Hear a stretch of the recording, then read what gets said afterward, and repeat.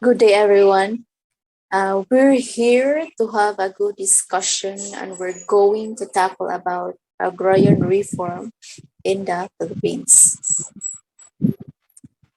There have been a lot of changes that have taken place in a division of land for land farmers, and agrarian reform is one of the most important discussions we have to discuss. Without further ado, let's get started. As we know, what the history is behind agricultural reform. Let's learn first the two words that we need to know better. The first one is land reform, and the second one is agrarian reform. What is the difference between the two? At first, the farmers' only fight was word reform. But when the years went by and there was a lot of time, the farmers had come up with reforms.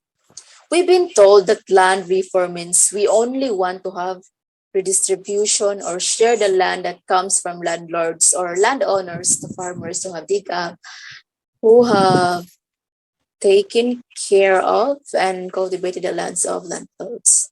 That means the only thing the land reform wants is to share the land that farmers own with their tenants. That means they will only distribute a piece of land so that they can own it.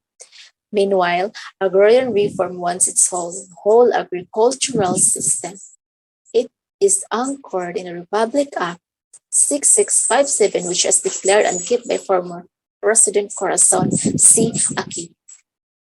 So it says in agrarian reform, if it is whole, not only it is discussed in land reform, if it should not also improve the lives of farmers, they should also earn money. There should be good relations between landlords and the farmers, not just in positioning of land, but to give them a better life, opportunity, and earn a living through farming. It also means that the raw materials that are produced by the farmers must also have an income. Or in other words, they must also benefit from the raw materials that they produce, which will be taken to various industries. This it just means this. When you say land reforms, the land was distributed to the farmers. When we say agrarian reform, the whole things wants that to happen. Not only can it be distributed, but also the level of farmers who are on the fringe of on the society to have a better life.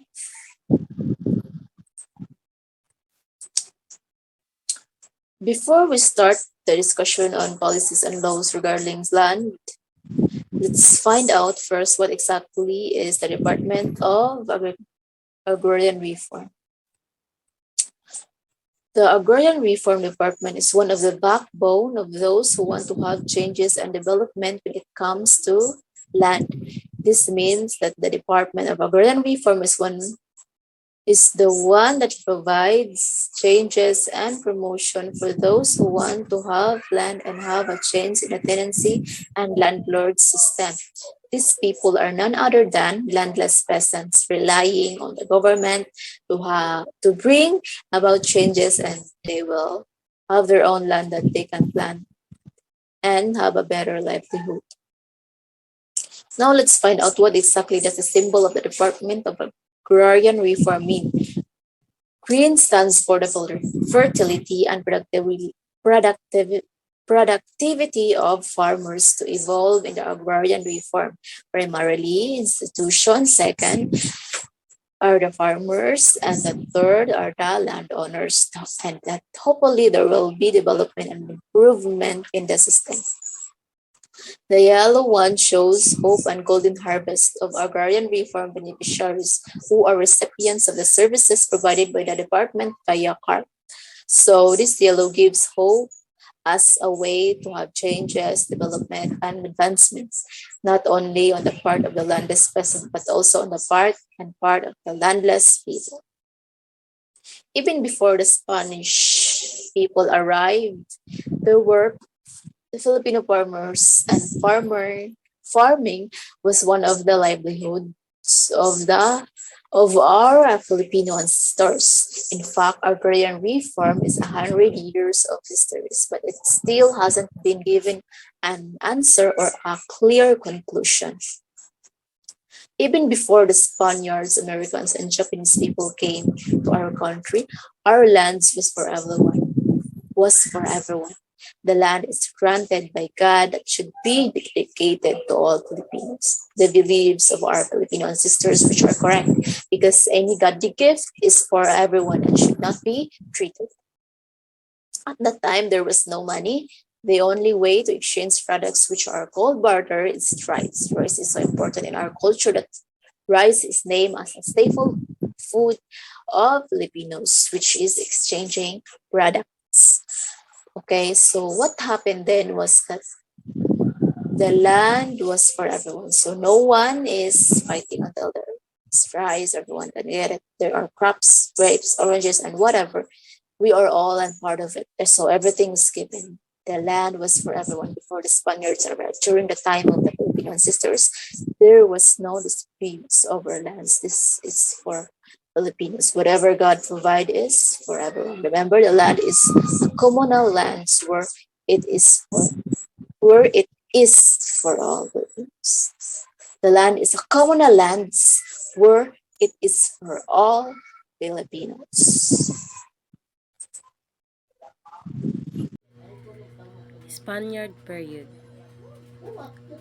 When when the Spaniard came to our country, various law, policies, and measures were implemented which caused the Filipino to become a slave, and a foreign in his homeland. Encomenda, royal land grants. They proposed was the encomenda.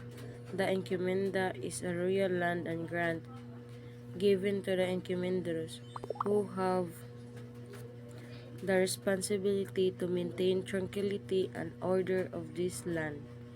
When the encomenderos have performed their duties, the encomenda gives them their encomenderos, but these lands are usurped and taken from the Filipinos. Despite this, the encomenderos are said to have the power to levy taxes, which in turn was abused by the encomenderos. Maura Decree Maura Decree states that the land of the Filipinos must have had title within a year. But because Filipinos have a lack of education and their lands were confiscated by the Spaniards, unrecognized of local custom. Unrecognized of local custom, what happened?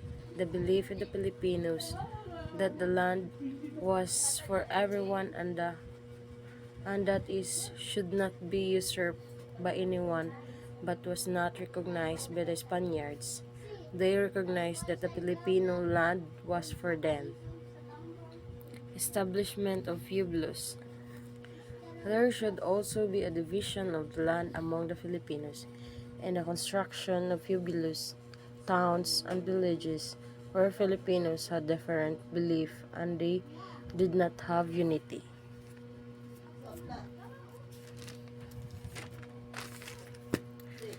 This is also what happened where the land of the Filipinos were taken by the Spaniard.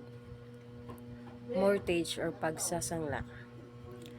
There was also a mortgage. Mortgage is when the Filipino is in difficulty. He can mortgage his land, but it is gaining great interest because of the high interest and low wages of the Spaniard. What happened was the Filipinos got into debt and could not get their land back. Inquilinos friar tax. And the sixth and the last is the Inquilinos. Although the income of Filipinos is low, although the Filipinos were suffering and making their own efforts to survive, and them alone. Why? Because while the Filipinos were suffering, the Spaniards even enforced tax payments for the friars. First Philippine Republic. When the First Philippine Republic was established in 1899, General, General Emilio Aguinaldo declared in Malolos Constitution in his intention to confiscate large estate, especially the so-called friar lands. However, as the republic was short-lived, Aguinaldo's plan was never implemented. American American period. After more than 300 years of Spanish conquest, the American came one of the sources of existence of the Spanish Revolution was the seizure of the Filipino land. So one of the focus of the American is to develop and repair the development of the land for the Filipinos. Here there were various proposals and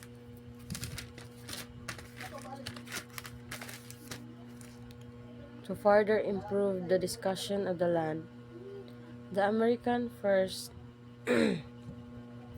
Philippine Bill 1902 implemented the 1902 bill, which would have given only the right percentage, the right number of private land and corporation are expected to have 1,024 hectares.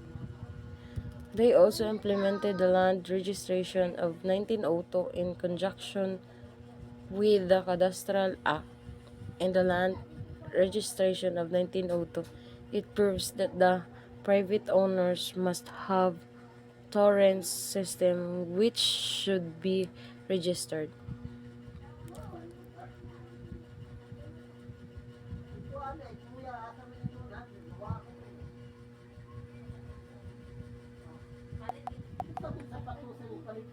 In Cadastral Act survey of the land, their proposal that the land should a title and certificate should be made, but in most of this land, the Filipinos are not recorded. First, because they don't know the law. Second, there is not enough payment to register their land. Public Land 1903 introduced the homestead system in the Philippines. Also, public land was implemented in 1903, which introduced the homestead system in the Philippines. Here, the person who wants to turn farming or planting into a business can own it and make it a source of income, but it's only having to be 16 hectares. And the very last was Friar Land. Friar Land 1904. The lands seized and confiscated by the priests were sold by the Americans. It may come from private owners where it belongs to the Filipinos. It still went to the Americans, so the American to develop the discussion regarding land was not fulfilled and did not happen because first and foremost only the American will benefit from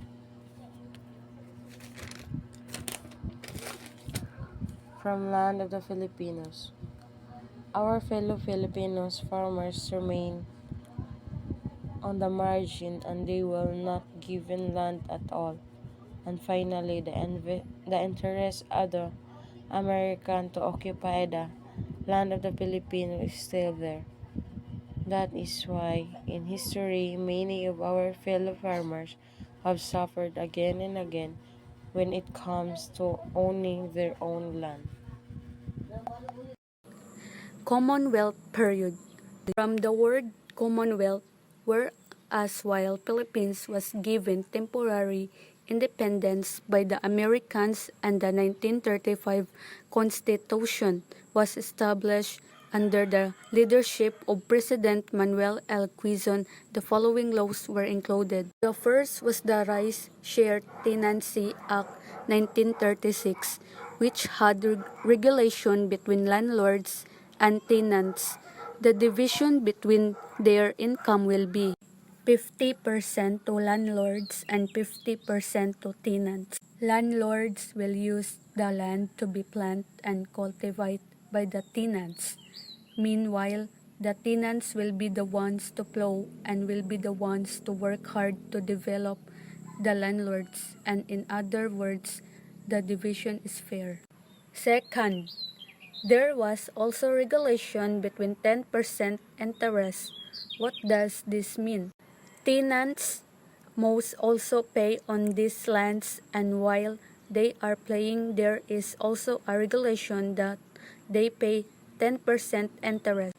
The payment is installment until they finish their land loan, and there is 10% interest. Third, there should also be no landlords who dismiss their tenants. And the fourth, the contract is for 1 year only. Japanese occupation. President Manuel L. Quezon's vision of being able to upload and solve the land problem was dashed when the 1941 World War erupted. During the time of the Japanese in the Philippines, there was a Wokbalahap, an organization, the People's Arm against the Japanese commanded the whole of Central Luzon, and the peasants and the tenants had adequate and proper payment. When it come to land rent, the peasants also took part against the Japanese. Philippine Republic, the New Republic, Manuel A. Roas, 1946-1948. Number 1. Republic Act Number 34 established the 70-30 sharing arrangements and regulating safe tenancy contracts. 2. Republic Act Number 55 provided for a more effective safeguard against arbitrary ejection of tenants. So, after the establishment of the Philippines independence in 1946, the problems of Central Luzon and the peasants and the tenants had adequate and proper payment when it come to land rent. Manuel A. Roas. During the time of the President Manuel A. Roas, the Tenant Act was enacted, which divided into the percentage that a landlords and a tenants could earn when it comes to land income. 70% will go landlords while 30% goes to tenants. In addition to the Tenant Act, there was also a regulated shared tenancy which could not be removed. Elpidio Quirino. After the tenure of President Manuel A. Rojas, he was replaced by President Elpidio Quirino, but President Elpidio Quirino's program was neither complete nor active. Executive Order Number 355 was replaced the National Land Settlement Administration with Land Settlement Development Corporation, which takes over the responsibilities of the Agricultural Machinery Equipment Corporation and the Rice and Corn Production Administration. Ramon Magsaysay. And during the time of President Ramon Magsaysay, he was known as the man of the masses, better known for his programs for change in the land issue. First, he enacted the Agriculture Tenancy Act of 1954, which required tenants to remain on landowners' lands.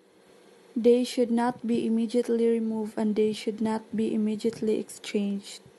Here also in the Agriculture Tenancy of Act 1954, there was a clarification of shared tenancy and there was a leasehold whereby tenants could rent the lands of landlords. Another one implemented by President Ramon Magsaysay was the Land Reform Act of 1955, which had a distribution of rice and corn lands. 200 hectares were given to Filipino farmers and 600 hectares were given to corporations. Carlos Garcia. continued the program of President Ramon Magsaysay.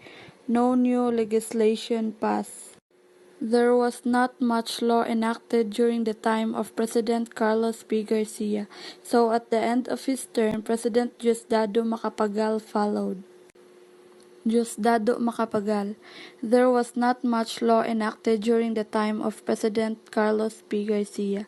At the end of his term, President Diosdado Macapagal followed. And one of the ones he implemented was the Agricultural Land Reform Code, which had a distribution of private lands to landless farmers on easy term of payment. Their payment is installment. Second, there was also retention in the presence of large hectares. Large companies should only have 75 hectares, but there is an exemption to this law. When your company is bigger, can concise and take more and have more than 75 hectares. During the time of President Diosdado Macapagal, there was a transfer of landlordism because the landlords did not want to be sold, or they didn't want the farmers wanted to buy the land to get their land. What the landlord did was swap these farmers. This is why it is one of the serious problems during the time of President Diosdado Macapagal. Ferdinand Marcos 1965 to 1986. In his term, Proclamation number 1081 on September 21, 1972 assured the period of the new society. 5 days after the proclamation of martial law, the entire country was proclaimed a land reform area until simultaneously the Agrarian Reform Program was decreed. President Marcos enacted the following laws. Number one is the RA 6389 and RA 6390, Agrarian Reform Special Fund Act finances the agrarian reform programs. So it recognized as the Agrarian Reform Special Fund Act, created the Department of Agrarian Reform implemented and the Agrarian Reform Special Fund, which has funded and given attention to the agrarian reform program, and it strengthened the position of farmers and expanded the scope of agrarian reform. Then the second is the Tenant Emancipation Act Operation Land Transfer, which is the Tenant Emancipation Act defines land transfer operations. This is said to be the proper transfer of the title name of the certificate to the new owner of the land from and passed on to the landlord. And then the Presidential Decree number 27, that it stated also that a Filipino can have only 7 hectares, but if it is 7 hectares upward, it should be sold to landless farmers. Next is Corazon C. Aquino in 1986 to 1992. So the Constitution ratified by the Filipino people during the administration of President C. Aquino provides under Section 21 under Article 2 that the state shall promote comprehensive rural development and agrarian reform. So on June 10, 1988, former President Aquino signed into Law Republic Act number 6657, or otherwise known as the Comprehensive Agrarian Reform Law, or CARL. The law became effective on June 15, 1988. Subsequently, four presidential issuances were released on July 1987 after 48 nationwide consultation before the actual law was enacted. So, President Corazon C. Aquino enacted the following laws. The number one is Executive Order number 228 on July 16, 1987, which declared full ownership to qualified farmers, beneficiaries covered by PD 27. So, it also determined the value of remaining unvalued rice and corn lands subject of PD 27 and provided for the manner of payment by the FBs and mode of compensation to landowners. Number two is the Executive Order number 229 On July 22, 1987, which is provided mechanism for the implementation of the Comprehensive Agrarian Reform Program or CARP. Then number 3 is the proclamation number of 131 on July 22, 1987, which is instituted the CARP as a major program of the government, and it provided for a special fund known as the Agrarian Reform Fund or ARF with an initial amount of 50 billion to cover the estimated cost of the program from 1987 to 1992.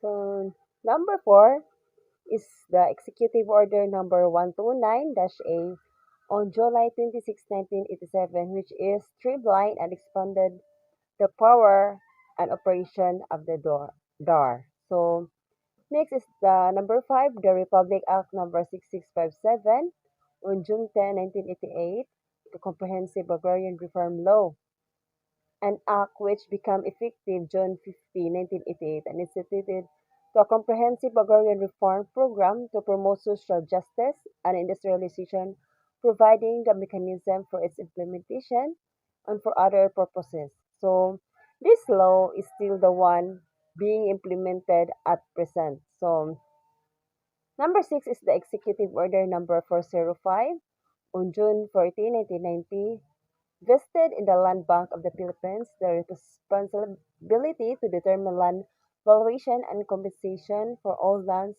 covered by CARP.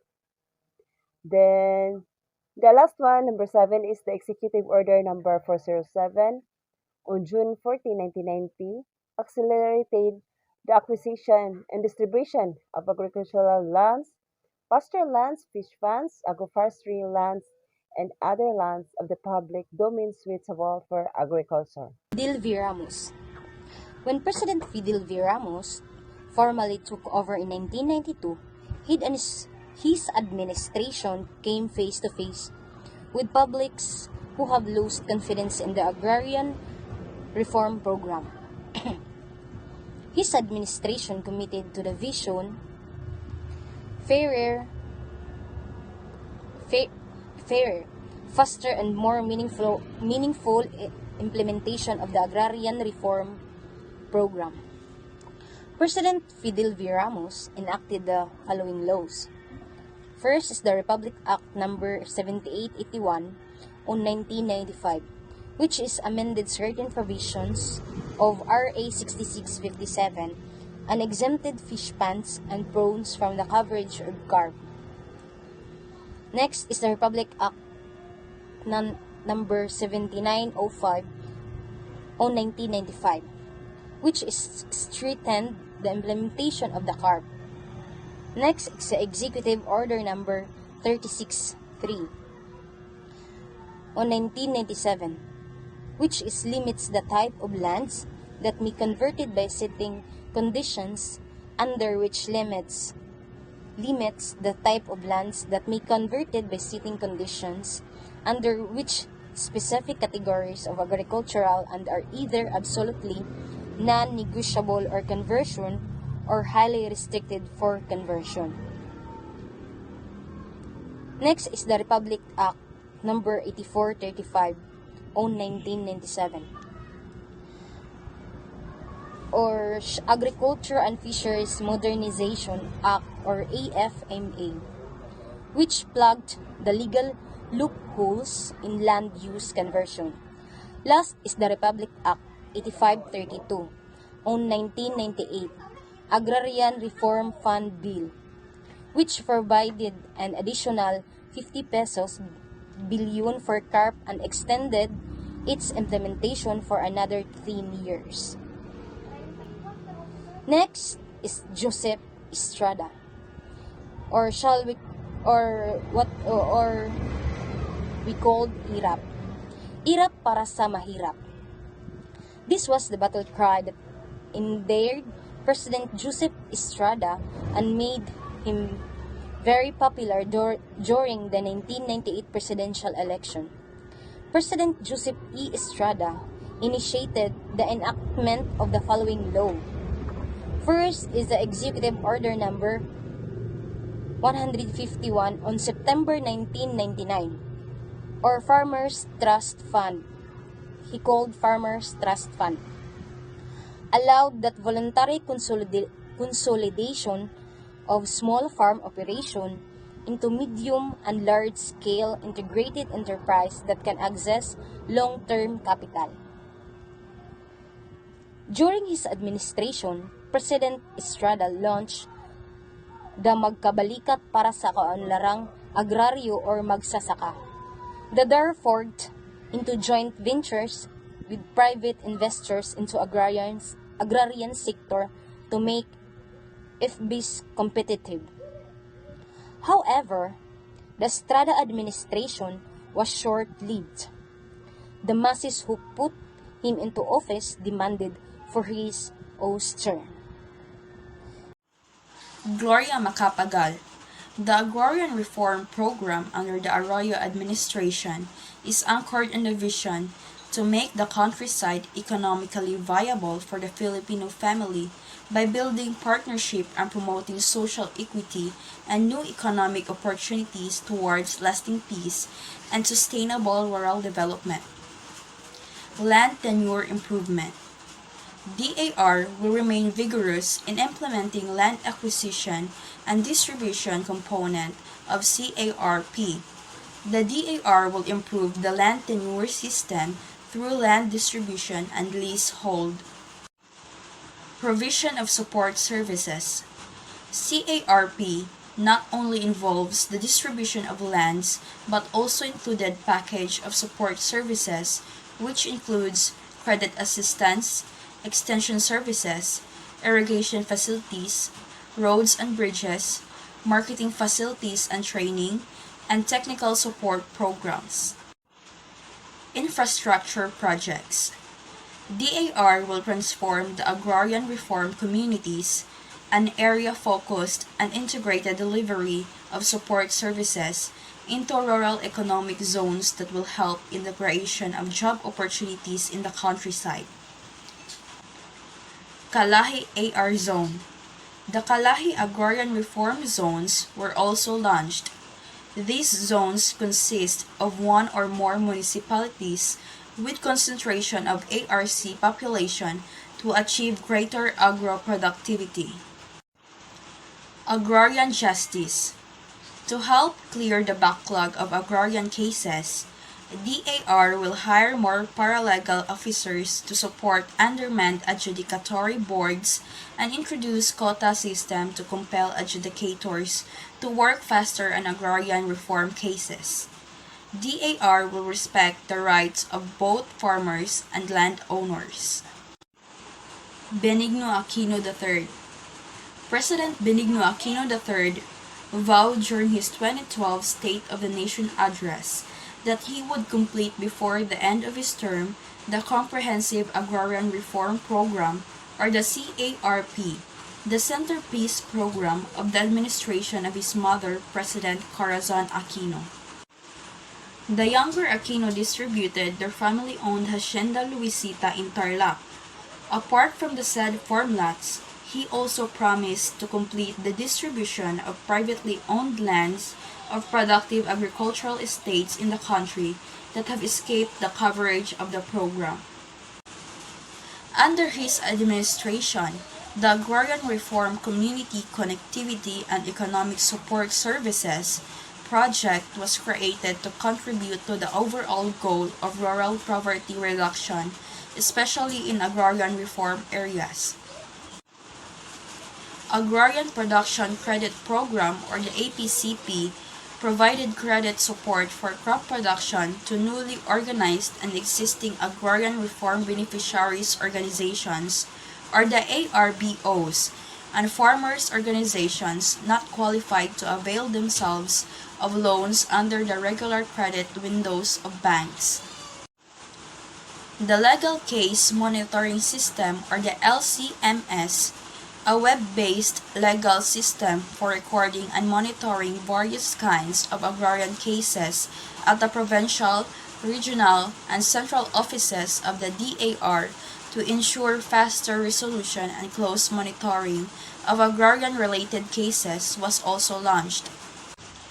Aside from these initiatives, Aquino also enacted Executive Order No. 26, Series of 2011, to mandate the Department of Agriculture, Department of Environment and Natural Resources, Department of Agrarian Reform Convergence Initiative to develop a national greening program in cooperation with other government agencies.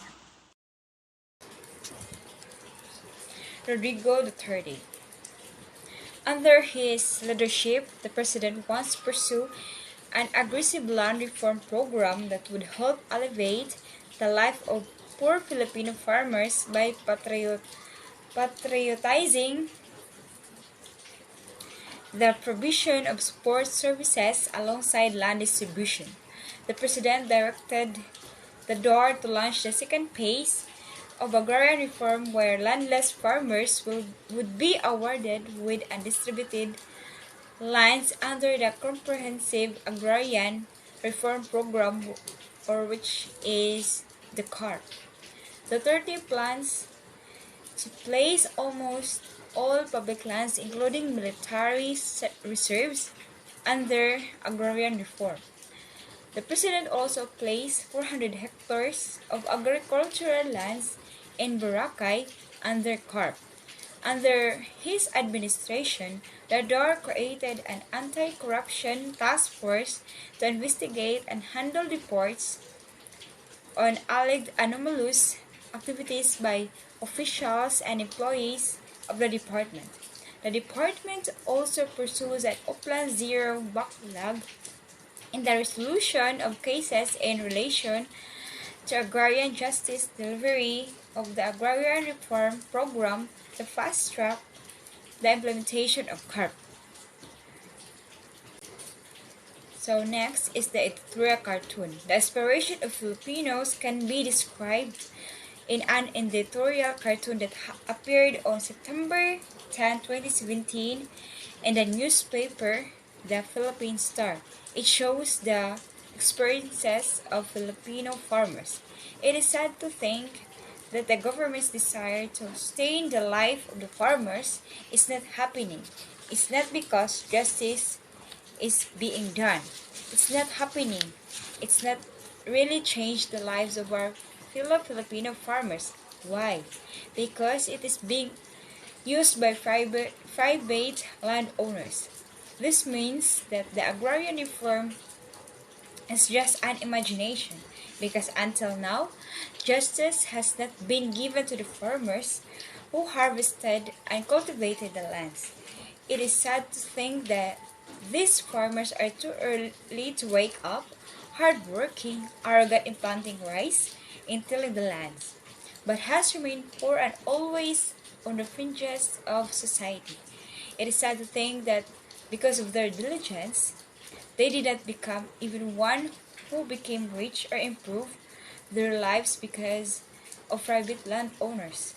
Land belonged to the farmers, but it was not given to them. That means agrarian reform has been no eye for eye, tooth for tooth implementation in our country. It is true, maybe the old saying that in order for you to be a prosperous, wealthy, have a life, you have to be industrious because these farmers wake up too early, are too diligent, have quality on their feet and hands, but what they lack in opportunity to raise their quality.